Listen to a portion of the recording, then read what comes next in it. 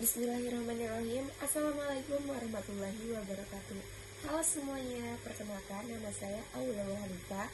Saya dari Fakultas Agama Islam, Prodi Pendidikan Agama Islam, Universitas Islam Sayyiduf Tangerang, dengan NIM 20030200069. Pertama-tama yang saya hormati kepada Bapak Muhammad Asep Rahmatullah, SPDI MPDI, selaku dosen pengampu mata kuliah Sejarah Pendidikan Islam.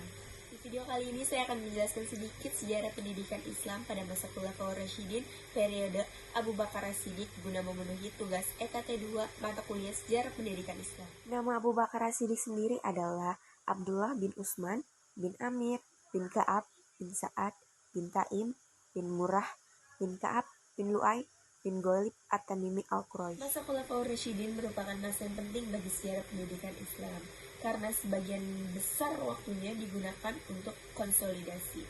Konsolidasi dengan kata lain untuk memantapkan sebuah komitmen ajaran Islam.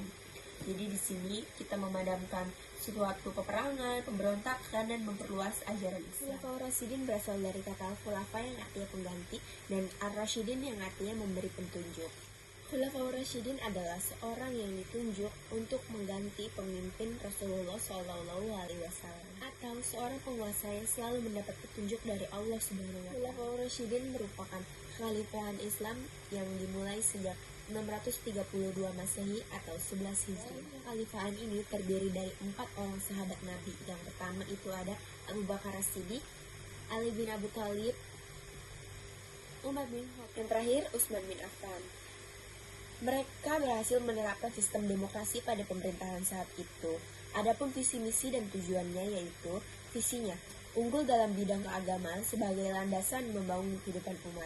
Dan misinya yang pertama, memantapkan dan menguatkan keyakinan dan kepatuhan kepada ajaran. Yang kedua, menyediakan fasilitas sarana dan prasarana. Yang ketiga, menumbuhkan semangat cinta tanah air dan bela negara yang memungkinkan Islam dapat berkembang ke seluruh dunia. Misi keempat, melahirkan kader pemimpin umat, pendidik dan dai yang tangguh dalam mewujudkan syiar Islam. Tujuan, melahirkan umat yang memiliki komitmen yang tulus dan kukuh terhadap pelaksanaan ajaran Islam sebagaimana yang diajarkan Nabi Muhammad SAW. Sumber pendidikan pada masa kekhalifahan Abu Bakar As-Siddiq. Sumbernya diambil dari Al-Quran, hadis, alam sekitar, dan ijtihad dalam bentuk ijma dan qiyas. Lembaga pendidikannya pun masih sama pada zaman Nabi SAW, yakni ada masjid, sufah, kutab, dan rumah perumah. Masjid digunakan sebagai benteng pertahanan kerohanian dan sebagai tempat pertemuan.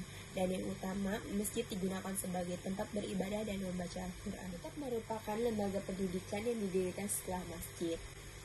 Materi pendidikan yang diajarkan di kutab itu adalah membaca, menulis, membaca Al-Quran, dan menghafalnya. Mempelajari pokok-pokok ajaran agama Islam seperti keimanan, ibadah, akhlak, muamalat, dan lain-lain. Dari segi materi pendidikan Islamnya, terdiri dari pendidikan tauhid, keimanan, akidah, ibadah, kesehatan, dan sebagainya. Pusat pembelajaran pada masa ini berada di Madinah. Para tenaga pendidikannya pun para sahabat-sahabat Rasulullah SAW. Metode pembelajaran pada masa kekhalifahan Abu Bakar As-Siddiq dengan cara guru duduk di sudut ruangan masjid yang dikelilingi oleh para siswa. Guru mengajarkan kata demi kata dengan artinya, kemudian dijelaskan isi kandungan. Jadi inilah akhir dari sedikit penjelasan sejarah pendidikan Islam masa Khulafaur Rasyidin periode Abu Bakar As-Siddiq dari saya Aula Hanifah. Apabila ada kesalahan kata dan kesalahan sebuah pengucapan, saya mohon maaf sebesar-besarnya. Wassalamualaikum warahmatullahi wabarakatuh. Dadah.